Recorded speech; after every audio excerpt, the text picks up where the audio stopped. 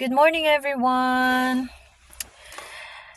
Kumusta po kayo? So, while waiting for my friend, pipick upin ko po sila sa airport, gusto ko lang pong sumaglit dito. Kasi, alam niyo po ba na merong 4 words sa Biblia na maraming beses na sinabi?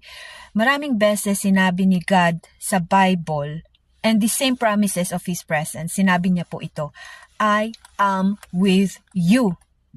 Alam niyo po, madalas nababaliwala natin tong sentence na to, no? Parang hindi natin siya nabibigyan ng pansin masyado. Pero alam niyo po bang napaka-powerful ng promises na yan ng Lord? Pag si God mismo nagsabi sa iyo, I am with you. Alam niyo po sa Genesis, sa Book of Genesis, sa Matthew, sa Isaiah, maraming book po ang nagsalita si Lord na I am with you wherever you go. I will watch over you wherever you go. I am with you always. Do not be afraid, for the Lord your God is with you wherever you go. So many times po, sinabi ng Lord ang pangako niyang yan, I am with you. Kaya po, ibig sabihin, wala kang dapat na ipangamba kung talagang nakukuha mo kung gaano ka powerful ang pangako na yan sa iyo ng